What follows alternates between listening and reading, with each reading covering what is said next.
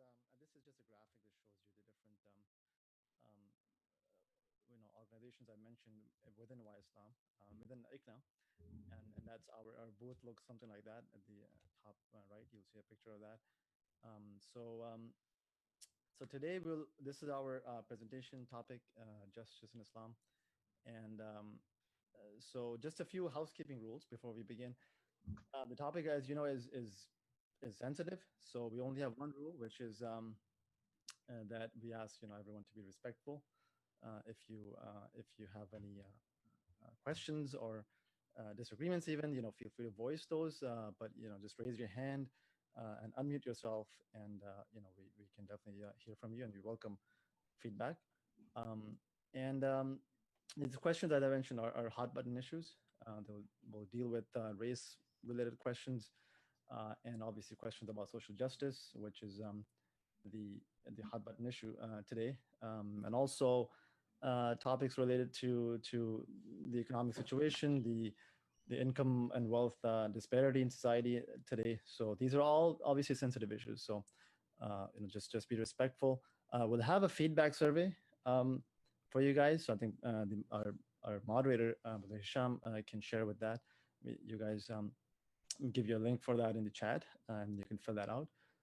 If you have any questions, like I said, just feel free to voice those. Use the chat feature to put your questions in the chat, or just like I said, look for it in a suitable time and just unmute yourself and ask your question. So we'll take a pause at the end of every session, at every section, I should say, to take questions, and we'll have a dedicated Q&A session at the end. So if you feel like your questions are short and they're there's less likelihood of a back and forth, then you can definitely ask those questions at the end of every section. Otherwise, if you think your question requires more of a detailed answer, then you can wait till the end.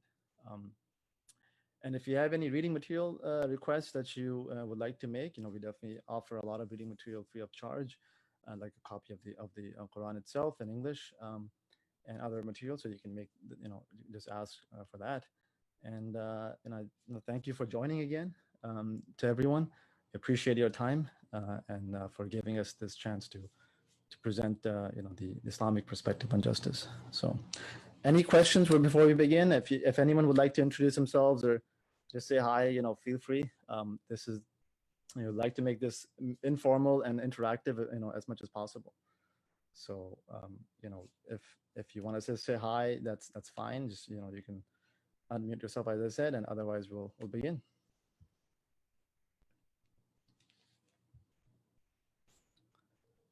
So this is going to be sort of the agenda for today. Now this meeting is going to be sort of on the long end, or this presentation, I should say.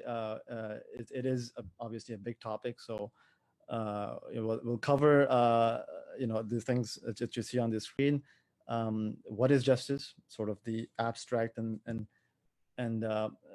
theological sort of basis for justice, the importance of justice, why it's important to begin with, what sort of role it plays and where it falls in the Islamic faith and its theology, its creed, the standard for justice. Whose justice, are we supposed to follow? Is it a human creation? Is it a human understanding? Is it sort of the collective, or is it divine in nature? So that's the standard for justice. Responsibility, who does it apply to?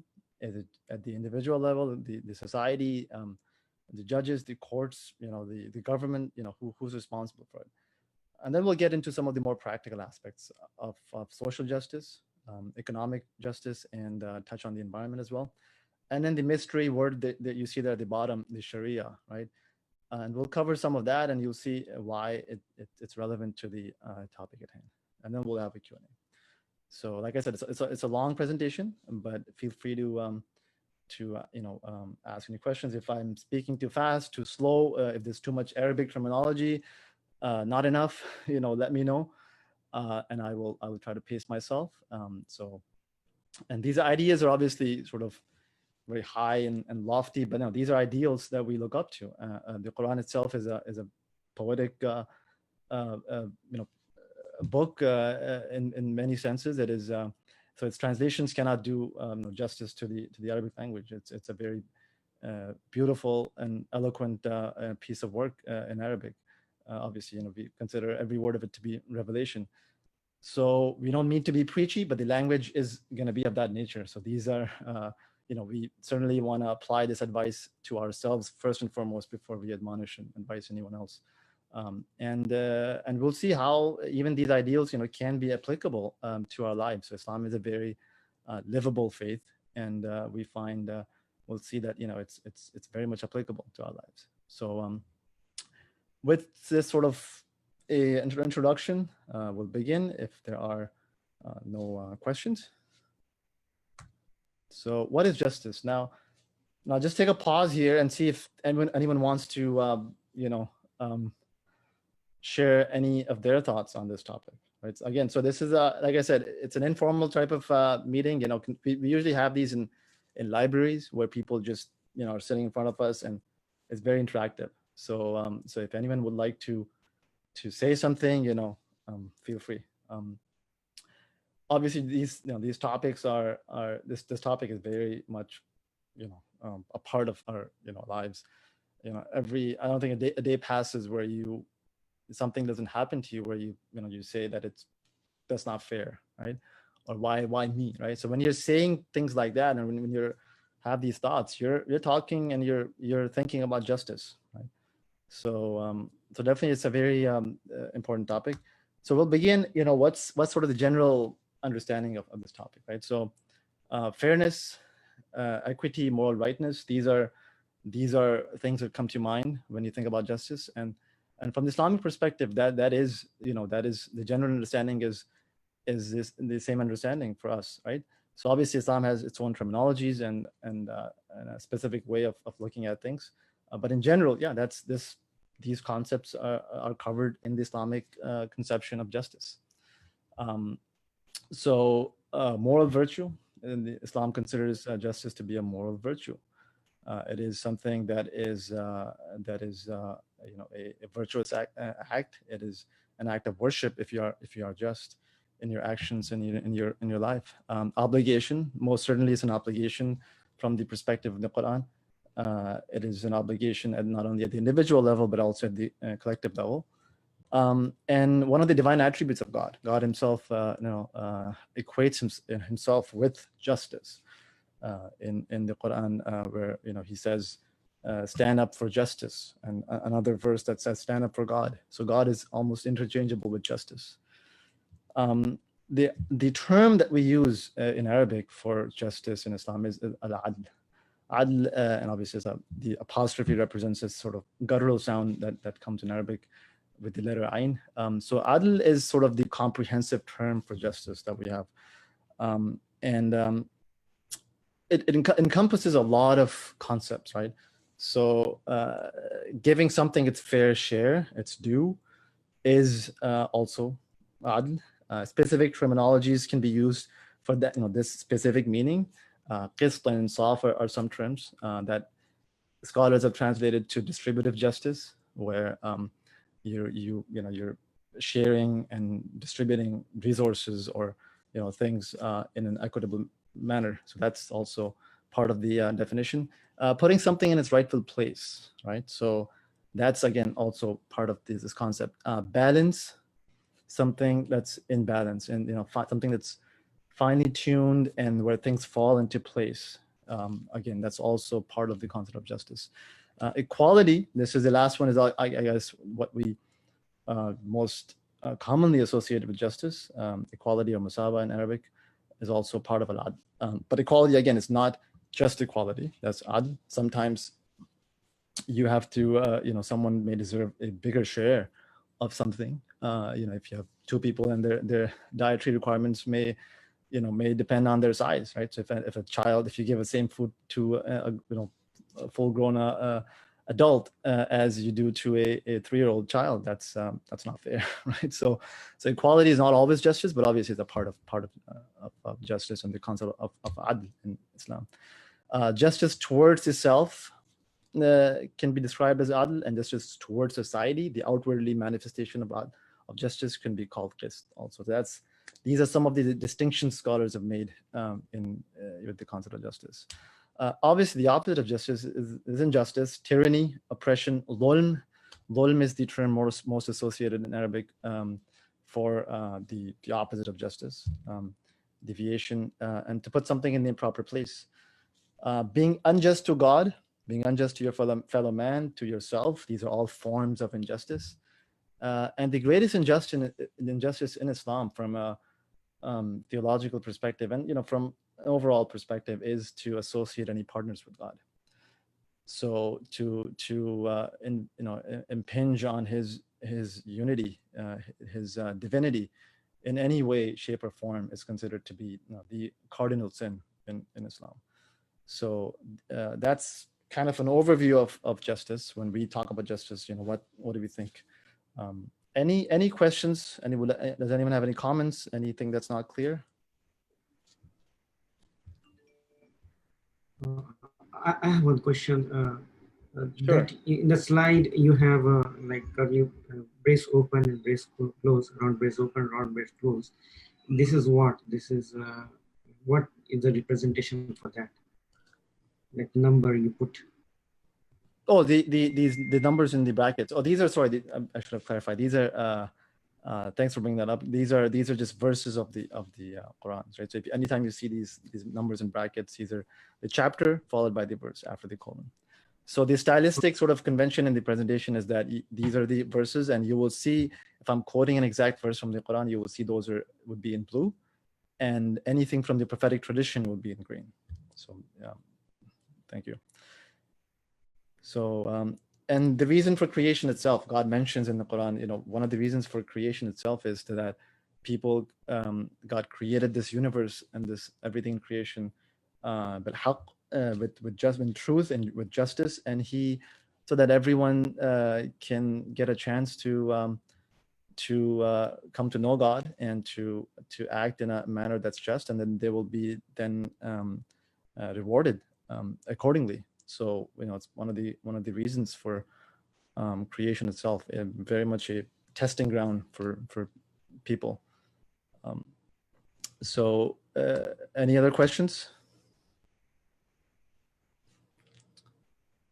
All right. So again, I'll remind, as people trickle in, I'll just remind everyone, you do have the power to unmute yourselves in the meeting. So if you have any questions or concerns or clarification that you may require, just feel free to do that, or leave a message in the chat. So importance of justice. A famous exegete in the Islamic tradition, Al-Qurtubi, famous scholar in Muslim Spain, describes justice as the basis for all human relations and a foundation of Islamic rule. But really the foundational principle upon which society and government is based. Oftentimes we can understand a concept, and it's important when there's an absence of it, right? So the effects of injustice could be loss of human dignity, sanctity of life and property, and ultimately leads to lack of peace and chaos. Again, those verses in the Quran hint at those very consequences, and it's a central theme in the Quran. So God describes justice as the goal of messengers and for revelation itself. So I think Surah Al-Hadid, chapter 57, he mentions it. He revealed, he sent messengers and he gave them revelation so that they could establish justice and establish justice amongst people. So again, it's a primary reason, or the most important reason for revelation and prophethood and messengership itself. Again, that's a verse of the Quran. We have revealed to you the scripture with the truth, that you may judge between people by what God has taught you. Brings people closer to God. That's another goal of justice. From the prophetic tradition, we find a narration of the Prophet, an authentic narration, where he says that there will be 7 categories of people whom God will shelter under his shade on the day when there will be no shade except his. And it begins with a just leader. and other types of people and attributes and actions are described. But a just leader is, as you can see, tops the list of people who will be under divine mercy on the day which will be a tough day, the day of judgment. The purpose of the greatest event ever, right? So if you look at the human experience from the beginning of creation to the end, the greatest day, the most eventful day, and the greatest in terms of its significance that's described in the Quran is the day of judgment itself. And God mentions the purpose of that day will be to establish justice. So if you lived a life of suffering and circumstances that were beyond your control, and you suffered injustice in this life, that you will be made whole on that day. You will be recompensed for your suffering as long as you have faith in God and you were steadfast in your faith, in your actions, in your good deeds. So to provide ultimate justice to mankind, and there will be no injustice on that day. That's a point that the Quran repeatedly makes, that there will be no injustice on that day, and that is obviously to say that there is injustice today. That if you have if you have a world which you think is incomplete, imperfect, obviously that's true. But those who have faith and have patience will ultimately be rewarded in a way that it's beyond their expectations, and on that day everyone can expect justice. I'll end this slide with a quote from, again, an Islamic scholar, luminary, who says that God will support a just nation even if it be a nation that rejects faith, and he will not support a nation that is unjust even if it be a nation of believers. So again, it's a glue that really binds the fabric of society together, and without it there can be no expectation of a fruitful, successful, peaceful existence.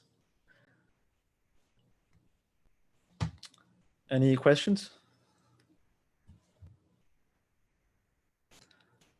All right. So let's proceed with the standard for justice.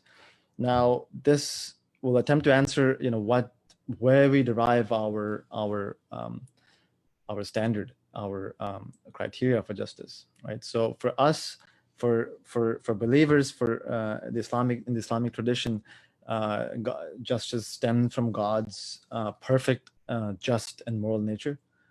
God is the source of all goodness. We derive our morality from Him, and He says in a prophetic tradition where Prophet Muhammad, upon whom be peace, he is basically, in his own words, describing revelation. So there's in Islam, revelation is any revelation that's preserved in word for word is part of the Quran. But there were some pieces of revelation given to the Prophet Muhammad, but not preserved in verbatim. So those the Prophet often would paraphrase, right? But basically not from his own perspective, just conveying the message of God. So this is one of those narrations where he says, "O my servants, I have forbidden injustice upon myself, and have made it forbidden amongst you, so you do not commit injustice." There are very few places in the Islamic tradition where God describes something as making something mandatory upon himself. Another place he says, "Kataba rabbukum ala nafsihi rahma." Your Lord has made mercy mandatory upon himself. So and justice is another example. So it's very few those types of descriptions, but justice is something God has made it committed himself to, and that he would never commit injustice. So it is also the innate disposition that man was created with, and the fitrah, as it's called in Islam. This is the pure nature that human beings are created with. They have this sense of right and wrong. God says in the Quran, فَأَلْهَمَهَا فُجُورَهَا وَتَقْوَاهَا. This is something we have endowed the human being with, this ability to tell right from wrong. And obviously, good and evil give us that framework for justice, or the understanding of good and evil. Obviously, humans fall prey to their base desires and commit wrong. wrongdoing. But anytime we do that, we're deviating from that perfect nature that we come with at birth. And how do we access this standard for justice? Obviously, the revelation, the Quran, and the prophetic tradition, or the Sunnah, as it's called, are ways of accessing this standard for justice. The Quran itself calls itself the criterion, al-Furqan, so the criterion between right and wrong. And God says in the Quran, indeed, we have revealed to you, O Muhammad, the book and truth. So you may judge between the people by that which God has shown you, and do not be for the deceitful an advocate. So, again, as I mentioned in the previous slide, one of the primary motivations for revelation is to establish justice between people. A beautiful narration from the prophetic tradition says, verily those who were just will be in the presence of God upon pulpits of light, near the right hand of the merciful, the exalted, and both of his sides are honorable. So these are people who practice justice in their judgments and with their families and in all that they did. So again, very high reward or promise of reward for people who are just. So any questions? Do you guys feel I'm going too fast, too slow? So just to remind everybody, you can have the option to ask questions upon the presenter if he's asking you for, or you can put your question on the chat, or you can wait for the Q&A session to ask your question. Thank you. Yep. So I'm just I'm trying to go a bit fast because it is long and I want to have enough time for Q&A at the end. Responsibility for justice. So let's talk about this, and this will be the last slide for sort of the theoretical aspect or theological foundation for this, and then we'll talk about some more practical issues and more current issues.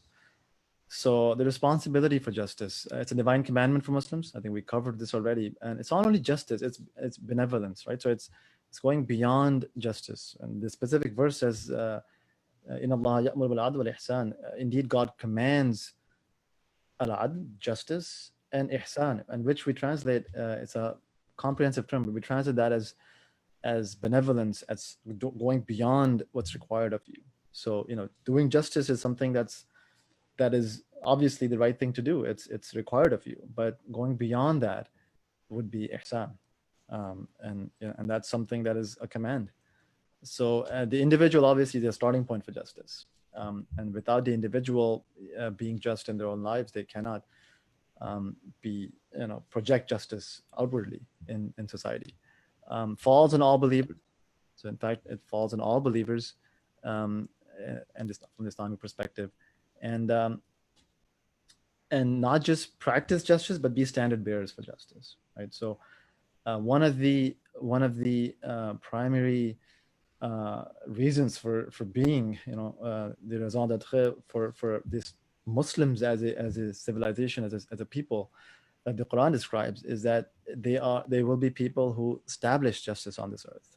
That let there be arising from you a nation inviting to all that is good and enjoining that what is right and forbidding what is wrong, and those will be the successful. So that's a reason for bringing forth a people and for having this final revelation, the final prophet, that they will establish justice on the earth. And obviously, we understand these concepts at a very basic level, but it's in some situations it's important to just remind ourselves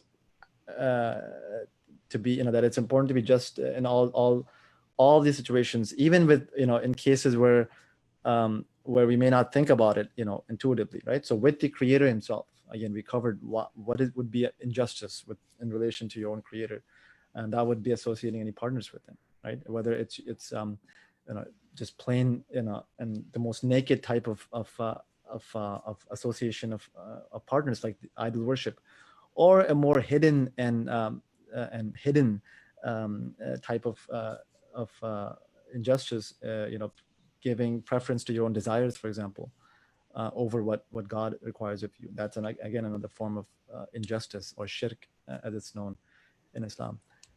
with an enemy. So obviously with an enemy, people have a tendency to go overboard, to respond to any injustice, any damage in a way that your reaction may be more than the damage that was inflicted upon you in the first place. So we're reminded to be very mindful of being just even with the enemy. And in the verse of the Quran that says, وَلَا يَجْرِمَنَّكُمْ شَنَآنُ قَوْمٍ, that not the hatred of a people dissuade you from doing what's right. With close relations, with our family, for example, it's often, in fact, these times of lockdown and shutdown, we're sort of having to spend more time with our families than we probably think is healthy in some ways, right? We're used to sort of giving everyone sort of enough time in terms of going to work and family, but now we're sort of locked down, and it's easy to let stress get the better of you, right? So we're reminded to be just to our close relations, those people we may take for granted, with strong emotions about a matter, obviously, and with one's own self. So the Quran describes this and very interestingly, that بَلِ الْإِنسَانُ عَلَى نَفْسِهِ بَصِيرًا. Indeed, man is very aware of his own actions, of his own self, and he can testify against himself very much, because he's aware of what he does. He's aware of his own intentions, even if others cannot see that. So be true to yourself, be just with yourself, and it begins with you. Consequences for not being just, and there's a verse in the Quran that really describes the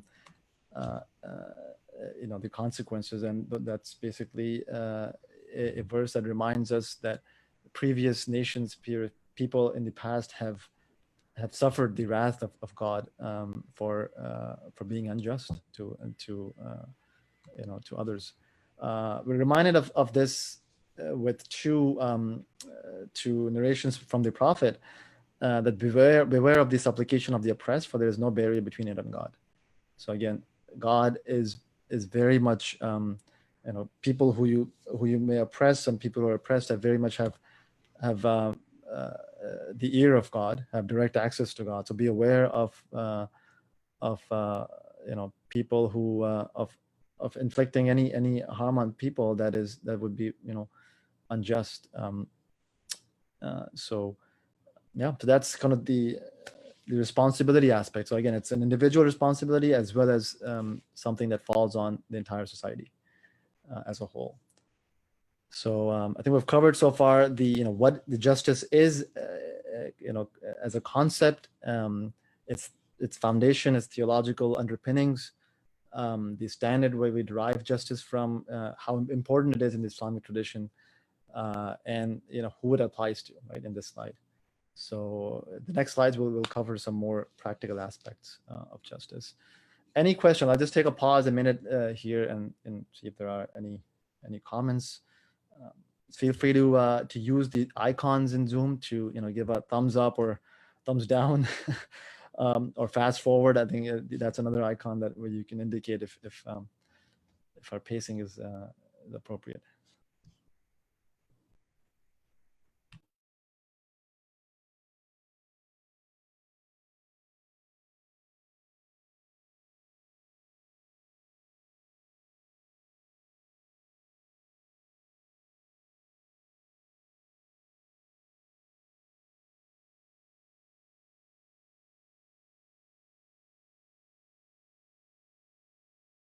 All right. So I think if there are no more questions, we have a very shy audience, but again, I think everyone can probably see other participants, right? So it's a small crowd.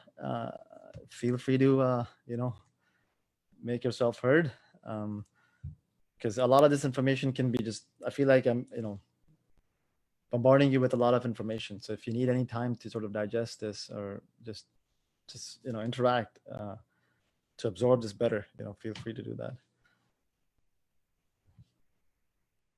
All right. So social justice, right? So that's the term or the of the day, right? It's a lot of it's been happening in our society, in the country, with regards to social justice, and it's a term that's it's a very loaded term. It means different things to different people. I have to say, when I was researching for this presentation itself, it really is a lot of people read into it a lot of different things, and none of those are, I would say, are incorrect, or they're all part of justice, and but there are different meanings, really. The United Nations describes social justice in a specific way, and in sort of activism and race relations, it's has its own set of meanings, and Islamic theology and Islamic tradition, it has its own conceptions and elements. So let's begin.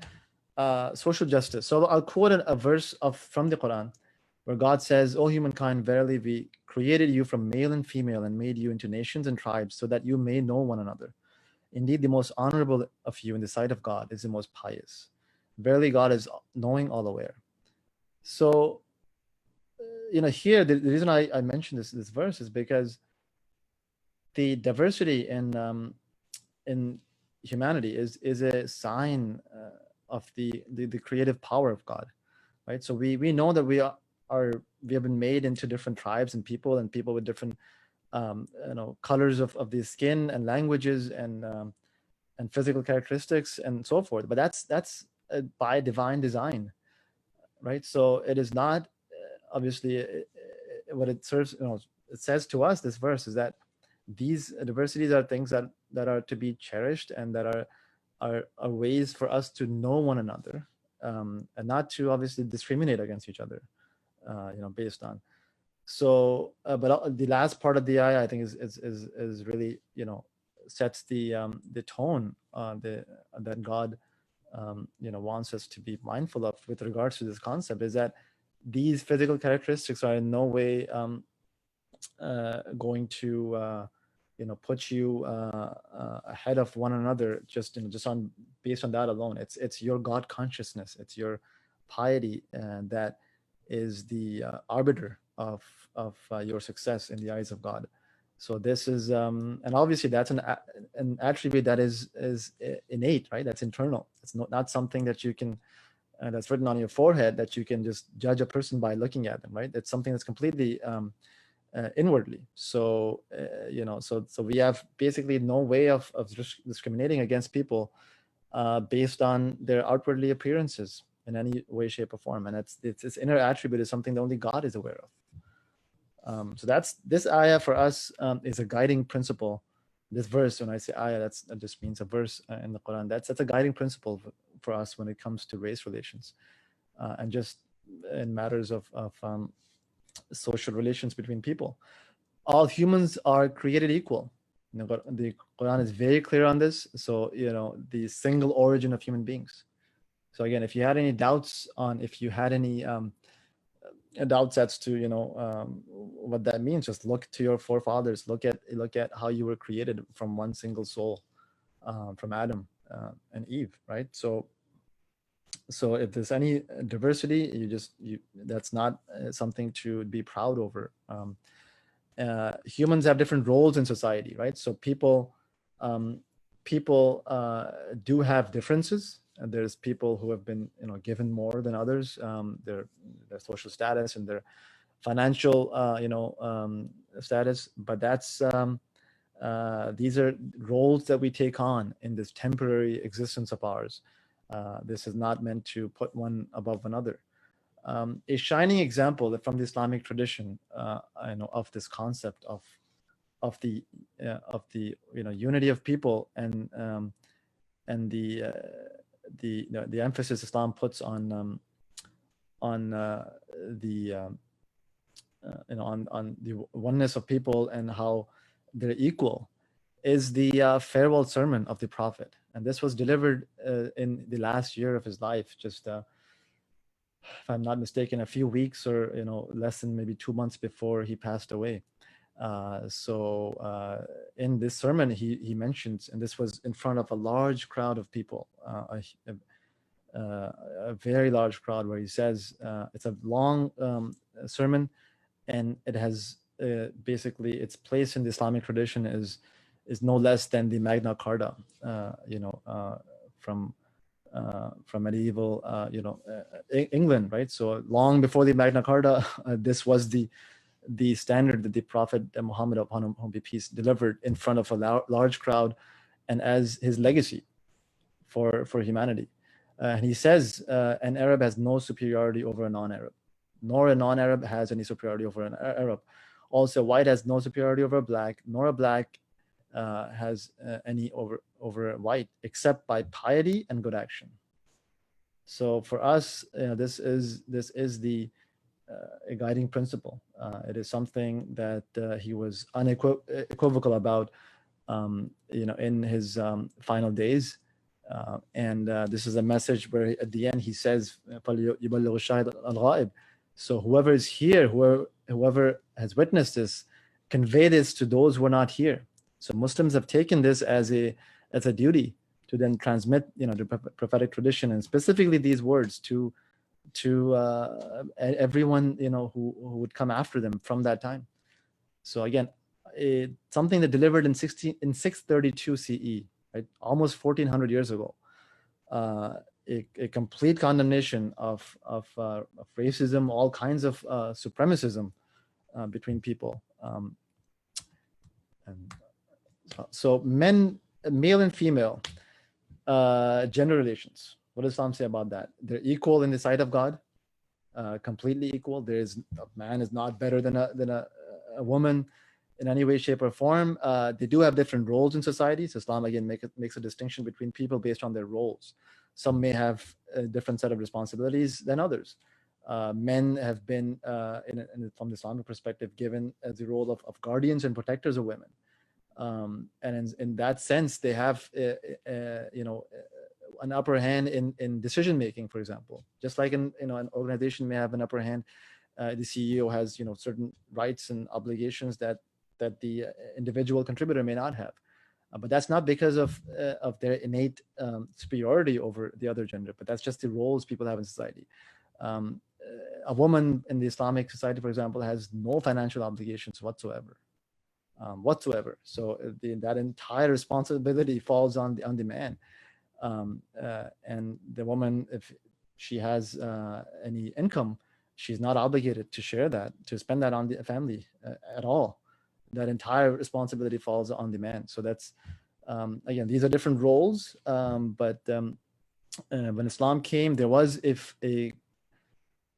group of people. This practice was not common, but it was present in society, of female infanticide, where newborn females, babies, were buried alive. And this is something that is condemned in the most strongest of terms in the Quran, where God says, وَإِذَا الْمَوْءُودَةُ سُئِلَتْ بِأَيِّ ذَنبٍ قُتِلَتْ. When the ma'uda, the newborn female who was buried, will be asked, and that is on the Day of Judgment, for what sin, for what crime were you killed? That's obviously something that's a rhetorical question, but Islam ended this practice, this heinous practice of female infanticide, in certain sections of the Arabian society. Treating sons and daughters equally, it's something that the Prophet Muhammad repeatedly made clear to people in a very patriarchal society. This was something, obviously, where justice was not being done to the sexes by people, and he was again very clear in his condemnation of such practices. So no discrimination between people. Again, diversity is a sign of God's creative power and providence. He has a plan for this world, and that is why you see this diversity. You see different hierarchies in society, but that's only because this world is a temporary world, and it's a form of test, really. It's a test where people are given superiority over others in their financial status and other forms. And no grounds for white supremacy, critical race theory, or any other types of supremacism, really, based on any type of physical characteristic. We see a lot of activism today that's where people are reacting to past and previous injustices and even current injustices, but discriminating in their own way, right? So responding to discrimination with new discrimination, and that's something that's obviously contrary to the concept of justice and obviously to the Islamic worldview. So there's no grounds for any of these types of theories and supremacist ideologies. Islam is very protective of minorities. It enjoins people, Muslims, to be very cognizant of the needs of minorities, for example, in a majority Islamic state, for example, and that's something that is a great responsibility. So lastly, I'll say God commands that you stand for justice towards orphans. So orphans have been singled out in the Quran as a reminder to be just with. Orphans obviously in the Arabian society at that time were at the lowest rung of the ladder. In one sense even lower than slaves were, because an orphan by definition is young, right? And they cannot fend for themselves. They have they're not that maturity. So they were often very easy prey for people to take advantage of, and Islam condemns that, and says clearly that if you have a situation where you have been made, if you have guardianship over orphans, that you protect their wealth, you protect their well-being, and you be very fair and just with them. The Prophet even went as far as saying, if you have been made custodian over the wealth of an orphan, that you invested, and you grow the wealth for the orphan so that they can inherit it when they are, of age. So, and the Prophet was himself an orphan when he was born. He was very cognizant of the status of the orphans, of the unfortunate in society. So he had a very tender heart toward the those segments of the population. So that's, in a nutshell, that's social justice. We'll have, I think, one more slide on that. But any questions so far?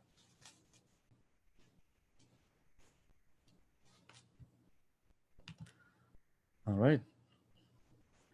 Is this material useful? Do you guys think? I don't know if we've made the link for the survey available yet, but Hisham. Yeah, we already have it available on the chat. Okay. So yeah, but yeah, it will be great if people can fill it at the end of the presentation. Again, if anybody want to ask any question during the presentation, he can unmute himself or raise his hand, and he will have the opportunity to do so, or you can wait for the QA session. Thank you. All right, so let's proceed. So once someone asks the Prophet, what is the best jihad? So jihad, this term, and again, if you're not familiar with any of these terms, if it's the first time you're hearing it, feel free to let us know. We can definitely take a minute to explain some of these terms that may be foreign to you. But what is the best jihad? What is the best struggle? What is the best way to struggle and to strive and to exert effort? The Prophet said a word of truth in front of a tyrannical ruler. So a tyrannical ruler, whether it's a ruler or a government today, it takes a lot of courage to say the truth, to speak the truth, to say speak power, to speak truth to power, as they say, right? So this is one of the highest forms of struggle that a person could engage in. Protecting the weak from the strong, that's a very core part of social justice in Islam. When revelation was first given to the Prophet Muhammad, upon whom be peace, it's a very interesting incident and something that is covered in the Quran in a number of places. The Prophet was, that's some background. The Prophet was really shocked by his first encounter with the angel Gabriel, who brought revelation to the Prophet, and this was a shocking experience for him, a terrifying experience in many senses. And he was meditating, away from the city in the wilderness, really, and he came, he left that place where he met the angel Gabriel, who revealed the first 3 verses of the Quran to him, or the first 5, I think. And he was afraid. He feared for his life, and he came back to home, to his wife, Khadija, who was a very wise lady, and she says, the first response that she gives him when he says to her that I'm afraid, I'm fearful for my life.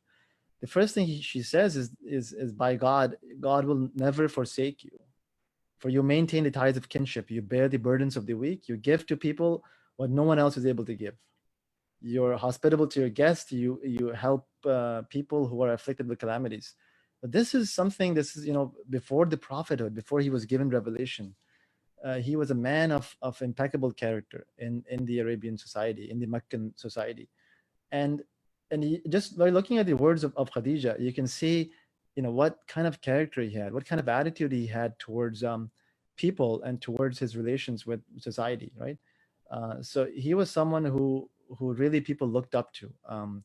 There are many narrations where a traveler would come to the city and no one would help him, for whatever reason, a stranger, and he could depend on the Prophet. And some people would say, you could go to Muhammad, peace be upon him, and he will help you out, right? People would leave their belongings with him, and they would have that peace of mind that when they return, they will find their belongings untouched, intact.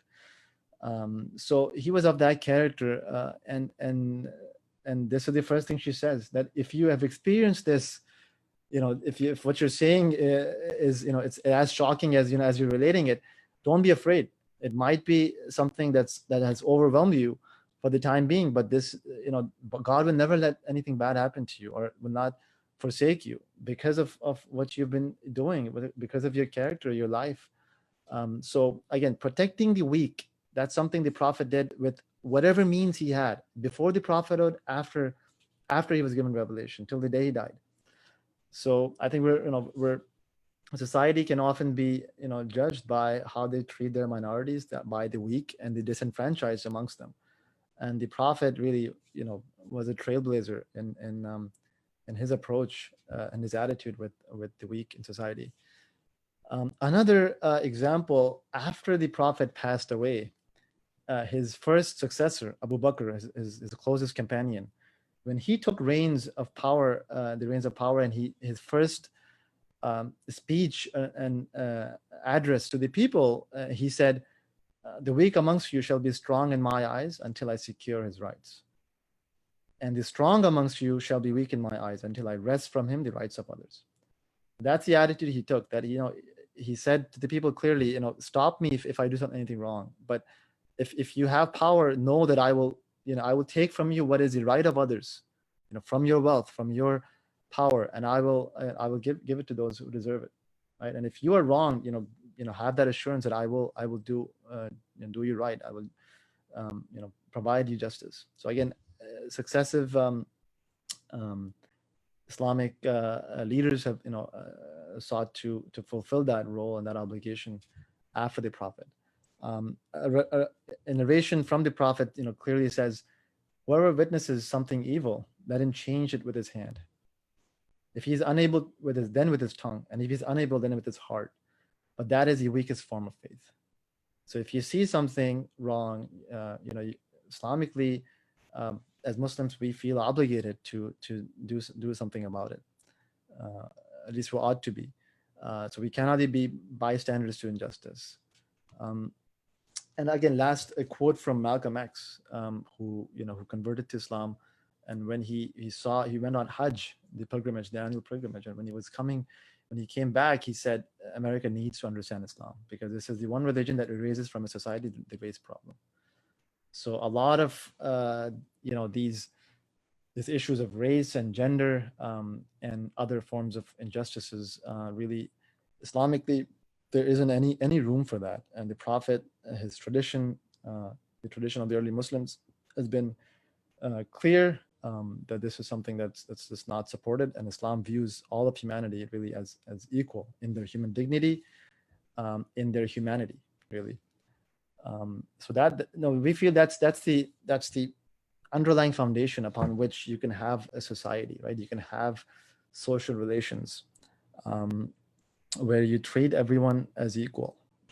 And the only way to be, if you consider yourself to be in a race with people, and that you could, you try to better them in any way, that only way to do that is to be more God conscious. And that's not something we can tell, right? That you can tell. It's not visible to us. So again, it's only God who can really judge between people and who's actually better than another, with an attribute that's solely internal and not tangible. So that's, in a nutshell, the Islamic perspective on social justice. And we'll move on to economic justice. Again, that's a different topic. But any questions so far? Any comments?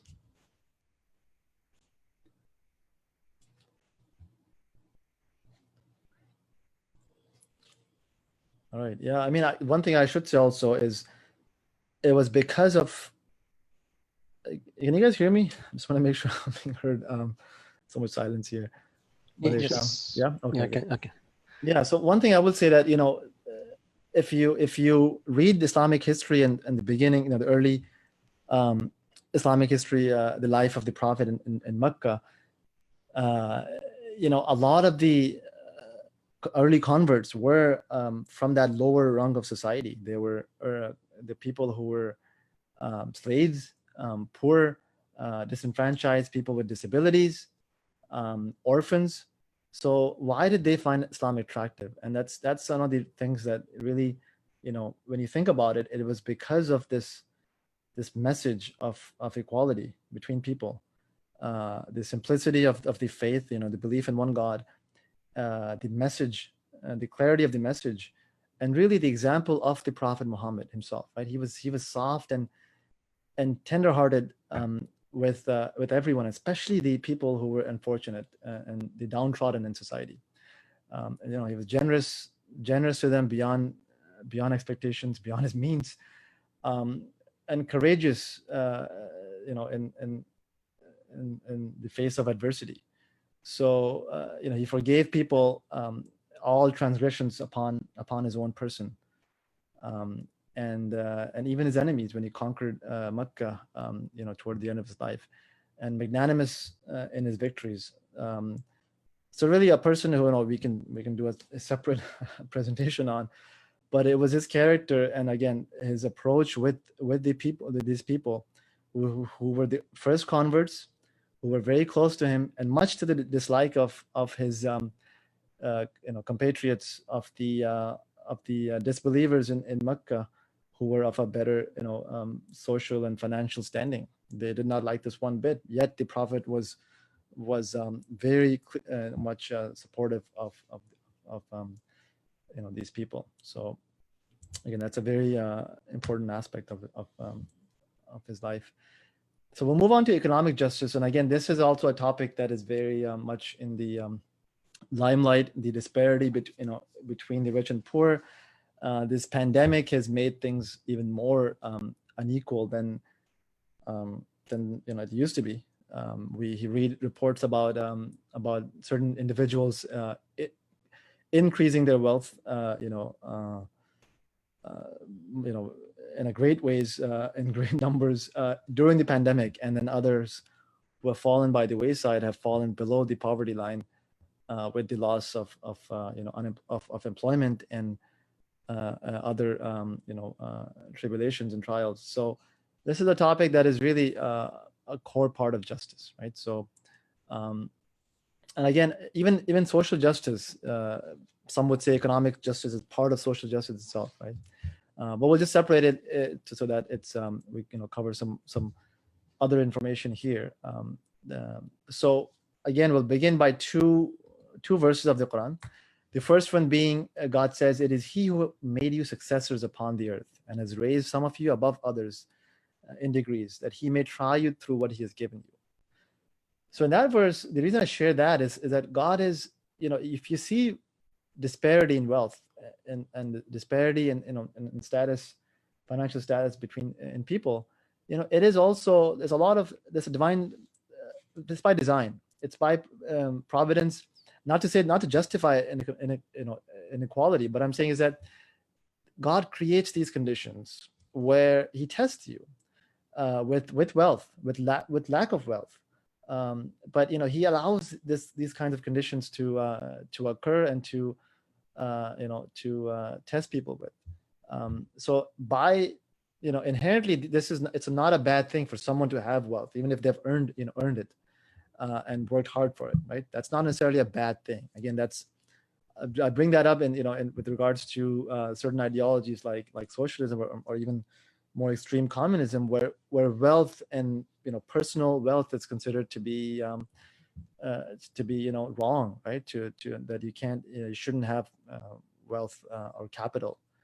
The individual should not have that. So that's not something that Islam advocates. It understands that there can be disparity in wealth in society. And then the second verse says, "Do they distribute the mercy of your Lord? It is we who have apportioned among them their livelihood in the life of this world, and have raised some of them above others in degrees, that they may make use of one another for service. But the mercy of your Lord is better than whatever they accumulate." So if you look at these words, may use one another for service. Islamically, we look at that and we understand that very simply as capital and labor. So there will be capital. There's going to be people who either inherit wealth or work for it, and they accumulate capital, and they use others for service. And what does that mean? That means that they create jobs, for example, and they use others for service. And that's not to say for just purely selfish means, but this interaction between capital and labor is something that Islam supports. That's the way that people earn and make a living and do better for themselves. That's only human for people to do that, to expect to benefit from the fruits of their labor. So that's a natural disposition of human beings. And so Islam is, as a whole, it supports the concept of wealth creation, and then people who are may not have that much capital, people who work for those who do have capital for their own betterment, and for the others to increase their wealth. As long as all this is done in a just manner, and we'll cover that over the next few slides, then that is something that is fully supported from the Islamic perspective. So these two ayahs, for me, they lay the groundwork for the economics that people can for Islamic economics, really. So circulation of wealth, that's an important concept in economic justice. To not hoard wealth, to if you have wealth, it's not for purely your enrichment. It is also that it circulates in society, and that you make use of it in some meaningful way, right? The Quran says, "To those who accumulate gold and silver and do not spend in the way of God, announce the news of painful punishment." So by gold and silver, that really that means wealth in general.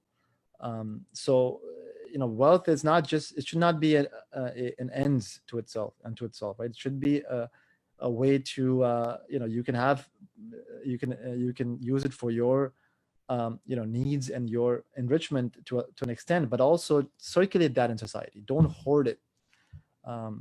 It is a trust that you have, and Islamically, it's not all for you. The God says clearly in the Quran that it's not this wealth. If you've been given this wealth, it's not just for you.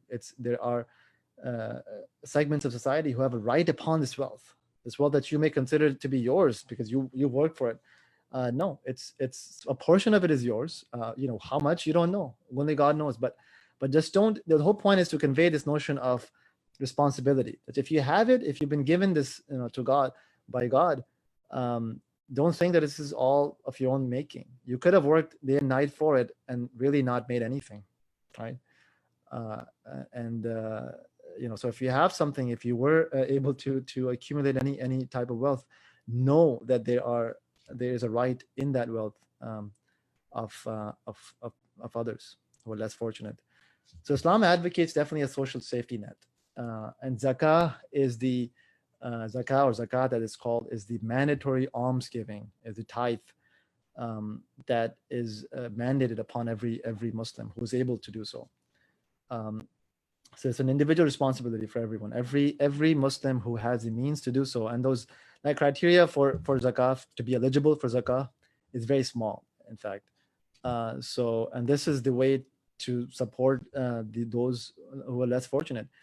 It's mandatory distribution of wealth from rich to poor, and it's not a favor upon the poor. Again, that's the concept of trust. That Islam espouses.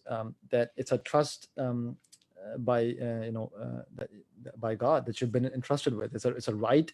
It's a right that the poor have upon society, and it's our obligation to God. And it's a means for you to purify your wealth. So that's a social safety net that Islam supports. So that, whether that takes the form of social security or whatever practical means, Islam is fully supportive of that. So the other thing is very important in Islam from the Islamic perspective in economics, interest, right? So interest, Islam is something Islam prohibits completely. It's a clear form of injustice according to Islam, and the reasons are multiple, right? There are the main reasons why we may think that it's bad. And historically, if you look at it, it's something that was not allowed in many societies. Roman Empire forbade it. The much of medieval Europe did not allow interest. It was only allowed by certain segments of the population. I think John Calvin and Martin Luther were they allowed it in certain forms in specific situations. But after that, it basically in the early 17th century, it began to become more acceptable, and people were more supportive of allowing it, as opposed to the church condemning it as a criminal public offense. So again, it's been something that's been considered to be harmful for people, and in the Quran, interest is considered to be an evil where its benefits outweigh or its harm outweighs its benefits. The reason, I guess it's not in the slide, but I will say that the reason for that, it really is primarily, interest is type of it's an activity that really detaches you from who you're lending money to, right? So you're not invested in their well-being. You're not, you don't care about what they end up doing with that with their project or the enterprise that they're engaging in. You are just there to get your money back. You're there to exact your pound of flesh, right? By any way, shape, or form. So you're not invested in the well-being of the person, the well-being of the project in any way, and it really that's not the way that Islam envisions lending and investment in society. So Islamically speaking, if you're able to, and if you wish to, you're encouraged to forgive the debts of those who you can see clearly are not able to pay their debts back. And that's not to say that on that basis, obviously you may question how you can have investments and how you can have grow your wealth, right? So for investment or sort of growing your wealth, it has to be based on brotherly principles, right?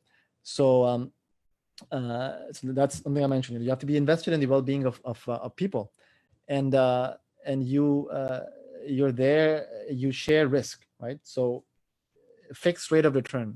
Any investment Islamically that is where you can expect a fixed rate of return, right? Either from pure interest or other means is not allowed. So again, that forces you to be invested in the person you're lending money to, right? So you care about society, you care about their well-being, you care about if their project is successful or not, and you're willing to accept, in some situations, a loss, right? So that's real investment, right? And not just where the person is unable to pay back, as is the case today, right? Some huge portion of the country today,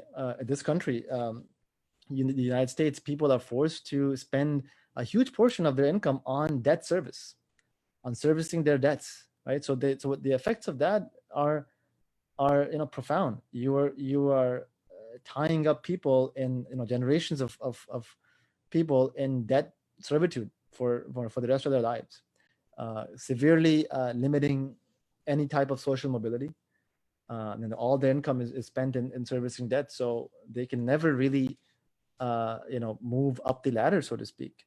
And it just perpetuates economic and wealth disparity for the foreseeable future.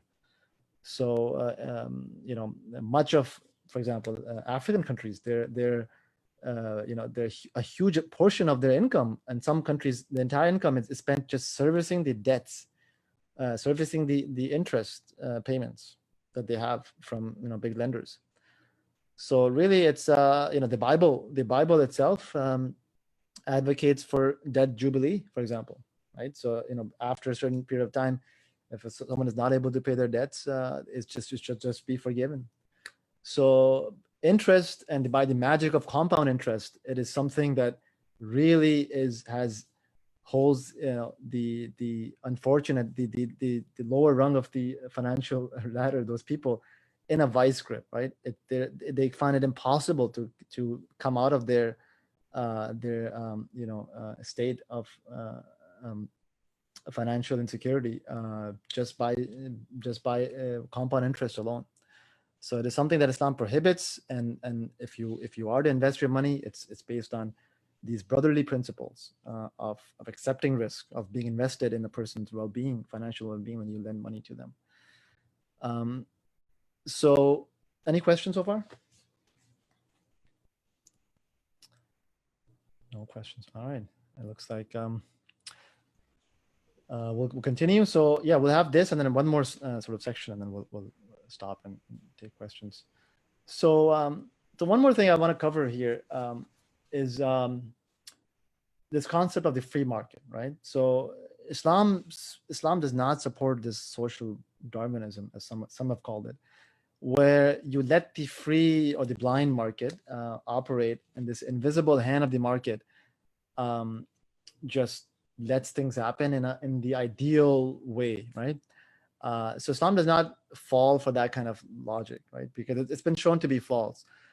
There's no assumptions of a benign and market and a perfect set of market forces that enable free trade and competition. But in reality, we know that when power accumulates, there is no free trade. There is a lot of lobbying by those who have power. The bigger the corporation, the more lobbying they do, the more donations they make to campaigns, and then they eventually end up influencing legislation, right, to their own advantage. And that's the reality of the so-called free market. So again, Islam is not advocating for socialism and communism of the extreme type, but it's not letting people just sort of be victims to just invisible market forces, right? There is in Islam, the economics, we believe, is based on God's complete knowledge. When he mandates and obligates certain things like the prohibition of interest, it is from his complete knowledge where these things stem from, and that these are better for society as a whole. And Islam looks at itself as a balance between the excesses of capitalism and socialism, a middle nation, as the Quran says, that you've been made an ummatun wasat, a middle nation. So you're not supposed to be following the extremes of either capitalism or socialism.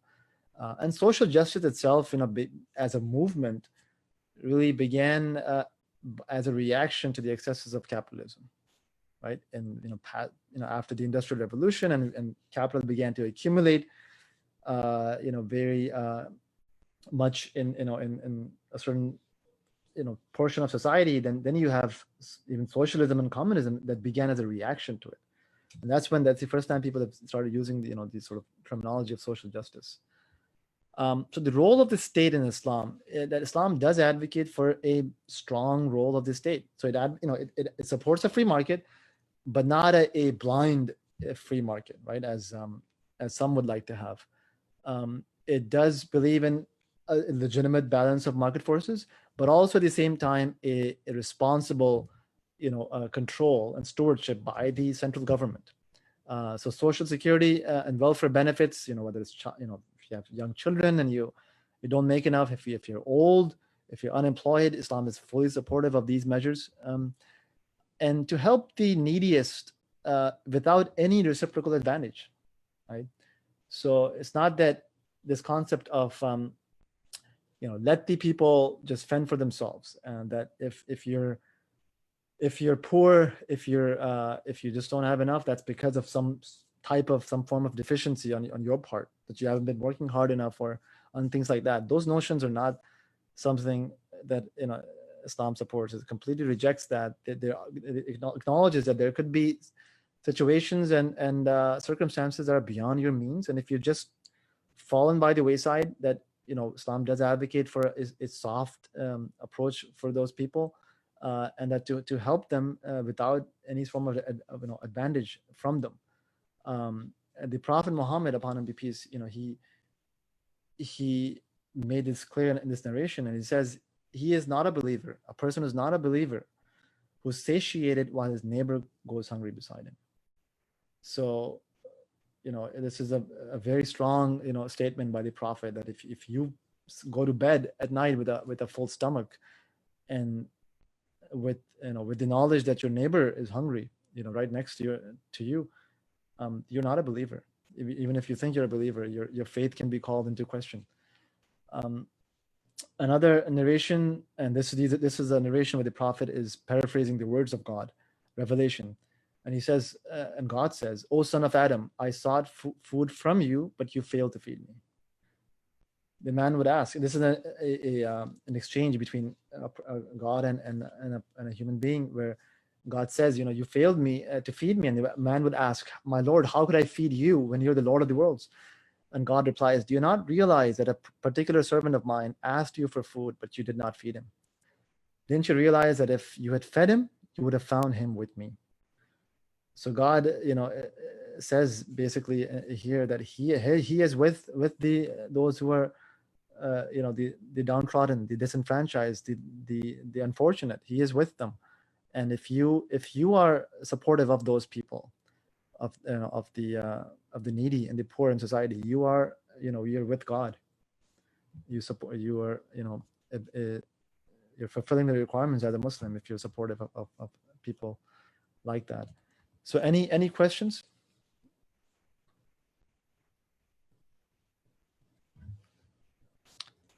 All right. So no questions. We'll cover this topic, environmental justice, in just one slide. Hopefully we'll make it quick. I know we're kind of running a little bit long, but it is a big topic. I mean, we can't do justice to justice in such a short time. So we'll cover this, and then we'll just talk about the Sharia and just find how it's applicable to the topic at hand. So for the environment, right, this is again a big topic. What Islam thinks about the environment and climate change and our relationship with this planet and its limited resources. So a verse of the Quran, God says, "And the heaven he raised and imposed the balance, that you not transgress within the balance, and establish weight and justice, and do not make deficient the balance. And the earth he laid out for the creatures. Therein is fruit and palm trees having sheets of dates, and grain having husks and scented plants. So which of the favors of your Lord would you deny?" So the key concepts here I want to convey to you is the concept of balance. So the earth has been created with this finely tuned balance to be supportive of life, right?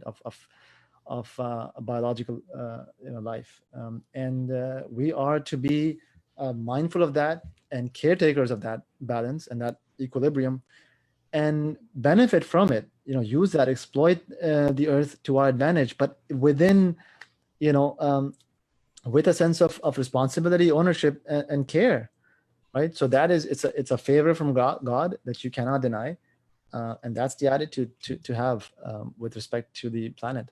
So equilibrium, again, this concept is drilled into the reader of the Quran. There's no creature within the earth or a bird that flies with its wings except there are communities like you. We have not neglected in the register, which, the theological sort of concept, a thing. Then unto their Lord they will be gathered. So everything is in a state of equilibrium, a perfect balance. If you see birds and other animals and other creatures, they inherit this earth, they occupy this earth. They have a right to this earth and this planet alongside you. So be mindful of that. Peaceful, and responsible coexistence is really what this verse is trying to convey. Guardianship of the earth, trusteeship of the earth. So you've been given this immense trust of this planet, of this ownership of this planet, and it is God who subjected to you the sea, so that ships may sail upon it by his command, and that you may seek of his bounty, and perhaps you will be grateful. So whether it's the oceans, the fisheries, or of anything else on this planet, it's from his bounty, so that you're grateful, and you can only be grateful if you consume from these resources in a responsible manner. You're not to have free reign over these things. Again, God says, be not excessive. Indeed, he does not like those who commit excess, and cause not corruption upon the earth after its reformation. I'll end with this narration from the Prophet Muhammad, upon whom be peace. And he says, if the resurrection were established upon you while he has in his hand a sapling, then let him plant it. So I think that's important. That narration, to me, it's important because what it conveys is that, one, you have to be hopeful. Right? So even if we find ourselves in a situation where many scientists are saying climate change is irreversible, that it's something that's, we're really at the precipice of disaster, right? But be hopeful. Be hopeful that if you've made mistakes, plant that sapling, even if you see the world ending. And also not to be selfish, right? You don't just do something for yourself. That if in all likelihood you will never see the fruits of your labor in your life, that's okay. Just go ahead and do that good deed. Plant that sapling, plant that plant, so that future generations can benefit from this, right? If nothing, just plant a sapling to show God that you're doing a good deed, that you have hope in him, of reward, even if the world is about to end. So that's a narration that for me that has particular meaning in with respect to the environment. Any questions? Yes, I have a question. This is regarding since Eid al-Adha is around the corner.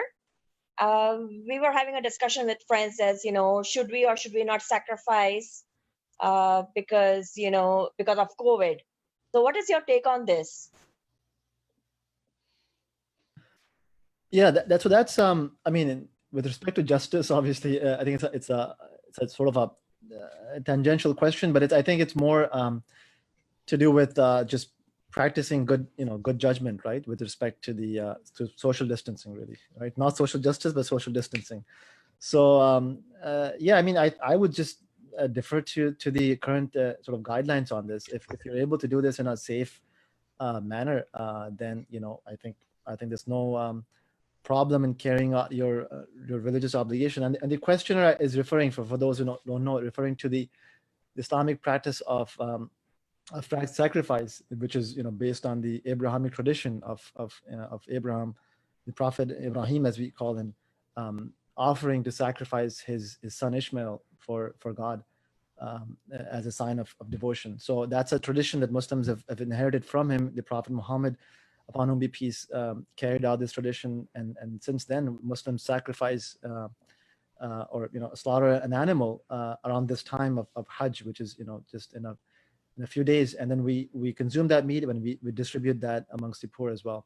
So the question is asking about that, and I think I myself also, sometimes I do it in person, sometimes I just do it online and just sort of pick up the meat. Sometimes I donate it to to somewhere else. So I think again, I'm not in a position to give a sort of a religious ruling on that, but I would say that if you're able to follow sort of the the guidelines of social distancing and practice good discretion, then it's certainly a practice you can continue and uphold in these times. Any other questions?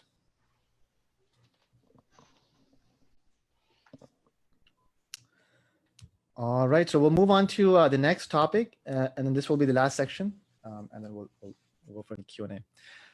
So the Sharia, right? So Sharia, and it's a very loaded term. It brings up maybe certain unsavory imagery in people's minds. It's something that has really been very misunderstood in the popular understanding and popular discourse.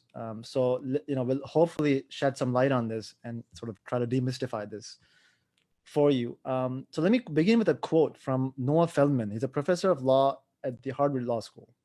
And he wrote an article in the New York Times, I believe, where he said this.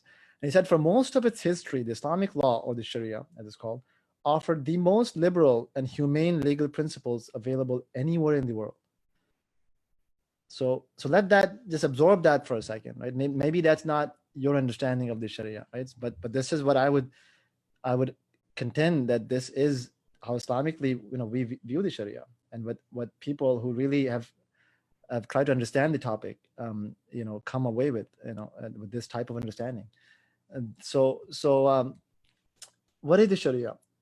It is a holistic set of principles, values, and moral and social political codes of conduct. So it's really, it's synonymous with Islam in a sense. So if Islam is the inner dimension of faith, then Sharia is its outwardly manifestation. So if you practice Islam in a way that's comprehensive and complete and fairly, then you are basically aligning, or you are conducting yourself according to the Sharia. So the Sharia is really, it's not a book, or something, a written set of laws, for example. It's a concept first and foremost. Obviously, Muslim scholars, throughout history have attempted to codify this set of principles, but at its base, it's just a set of principles, right? Its sources, where do we derive the Sharia from? Its sources are primarily divine, the Quran itself, the prophetic tradition, the Sunnah, as we have seen many examples of, the Islamic tradition. In the Islamic tradition, early Muslims and their examples, the way they practiced Islam, informs the Sharia, and legal reasoning by scholars. So these are the sources of the Sharia. And what is its goal? Its goal is to promote righteousness, establish justice, and to ultimately benefit mankind as a whole. That is the core concept of the Sharia. So Ibn al-Qayyim, a famous scholar of Islam, says the Sharia in its entirety is justice, mercy, and benefit. And he goes on to say that if someone brings about injustice through their actions and does what's the opposite of mercy and brings harm to people, then that is not Sharia, even if they think that they're practicing the Sharia. So Ibn al-Qayyim was very clear on this. So the goal of the Sharia is to guarantee the rights of humans and the rights of God. It's not just a penal code. If you look at any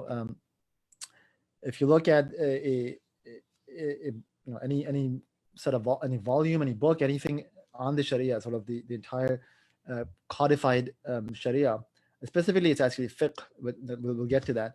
But it's not just a penal code. A very small portion of Islamic law is actually the penal code.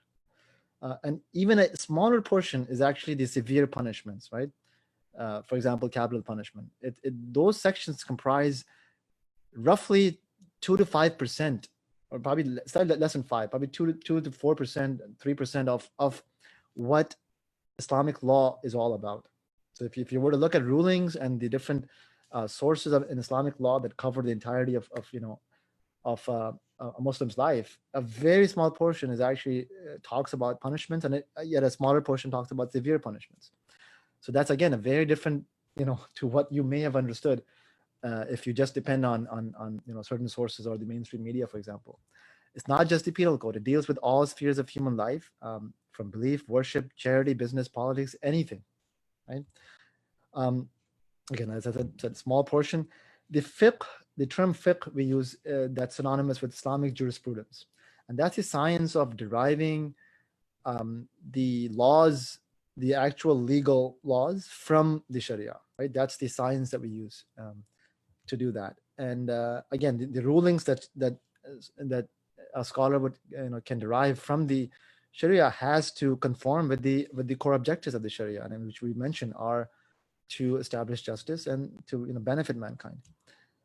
And then Muslim scholars look at making everyday laws, and again they check they validate that with the Sharia, which can in this sense, in the legal framework, serve as the constitution. So you can make any law as long as it conforms with the overarching constitutional framework, right? So that's the general sort of understanding of Sharia and the big picture. And without the Sharia, this is a quote from again Noah Feldman, the professor of law. He says, without the Sharia, there would have been no Harun al-Rashid, famous caliph of the Abbasid caliph in Baghdad in the medieval times. No golden age of Muslim Spain, no rule of Suleiman the Magnificent in Istanbul, right? So, and what does that mean? That means basically the Sharia has guided Islamic existence, Islamic life, Islamic governments throughout history. Without the Sharia, there would be no ruler could legitimate their claim to rule without the Sharia. So they would have to uphold the rules of the Sharia, the objectives of the Sharia, to legitimize their rule in the eyes of people, right? So if you're going against that, then you would not have the patronage of the scholars. You would not have their trust, and ultimately you would be seen to be a usurper of power. You'd be seen to be illegitimate in your rise to power. So they had to abide to the Sharia to some extent, right? Some were obviously better than others in their conformance with it. So excuse me. So the Sharia, with regards to retributive justice, right?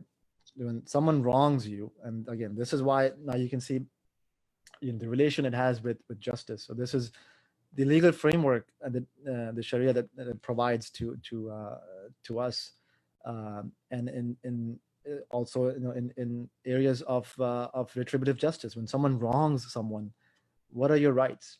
So in Islam, forgiveness is encouraged. If someone does you harm, you are encouraged to forgive, but retribution is a right.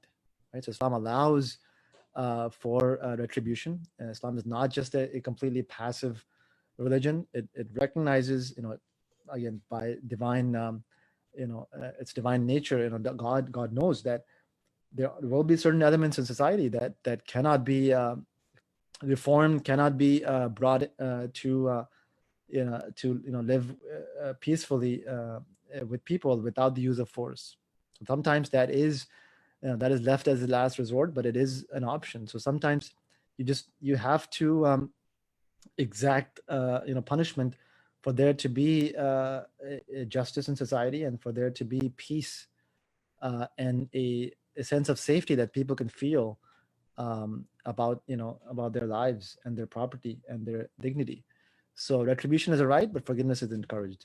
Retaliation if there is to be retaliation, it must be within the limits set by God.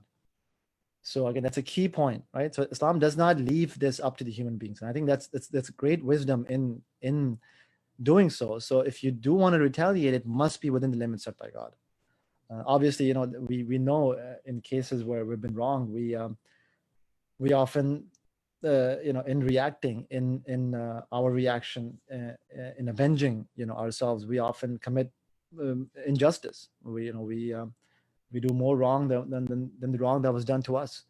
So retaliation and the Sharia limits the consequences of it. It tells you what are your limits if you want to retaliate, and by doing so, it limits the consequences it can have on society going forward. The prophetic tradition, as I mentioned, is to forgive. He forgave his most bitter enemies. He never took revenge upon his own person. He did take action when there was injustice being committed to the weak, to the poor, to other segments of society, but he never avenged harm to himself, and he was harmed numerous times. in the Meccan period and in Medina as well. And Islam, and this is a verse that we mentioned before, but again, Islam juxtaposes justice with benevolence.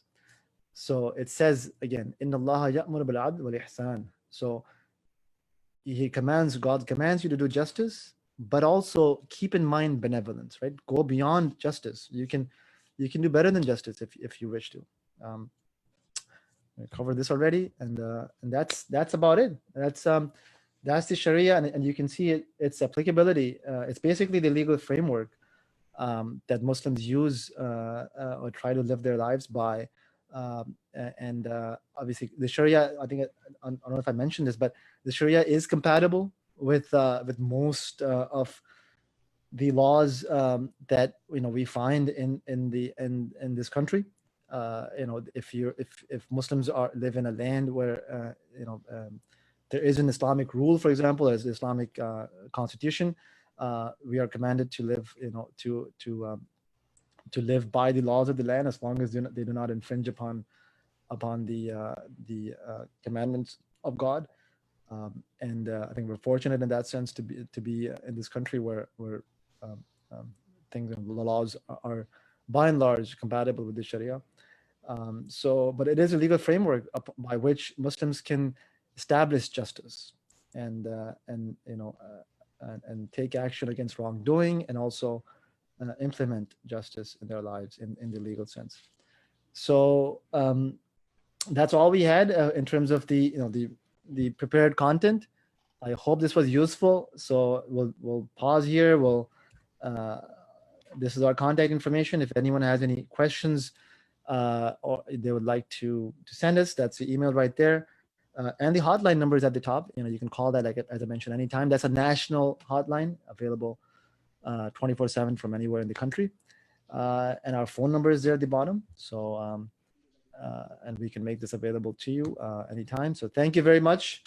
And, it's time to ask any questions. I know this was a lot of information, so thank you for your patience. We really much appreciate you spending time with us, and feel free to ask any questions.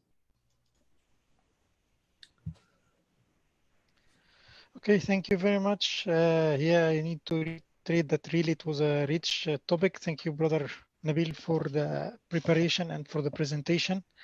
So, yeah, this is your chance now. If you have any questions, you can either post it on the chat, or you can say it vocally. You just need to unmute yourself and go ahead.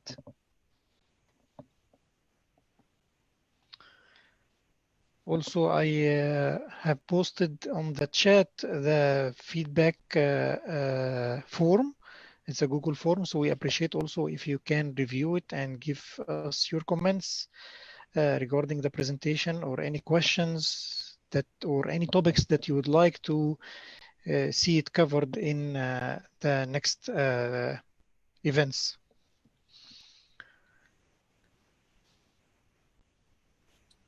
Yeah, I hope you fill out the survey as well.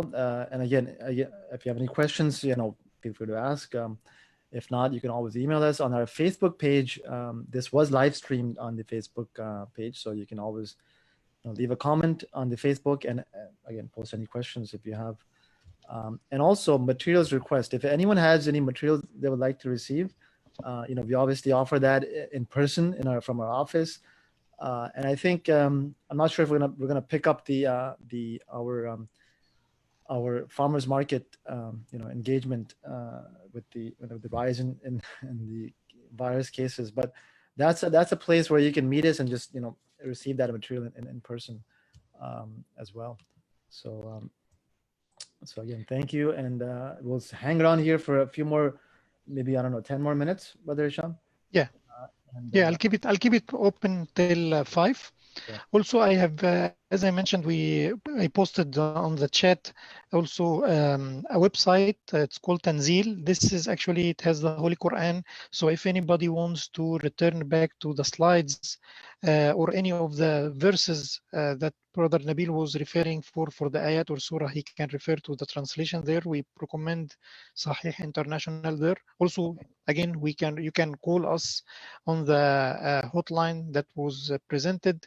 so that you can get your free translation for the Holy Quran. And last thing is actually, as we mentioned at the beginning, we are actually streaming this on Facebook. So if you want to return to the presentation at any time after the event, or if you want to share it with anybody, so it will be there in our website there. So that you can, if you want to share it with anybody, if you want to return to any piece of information on the presentation.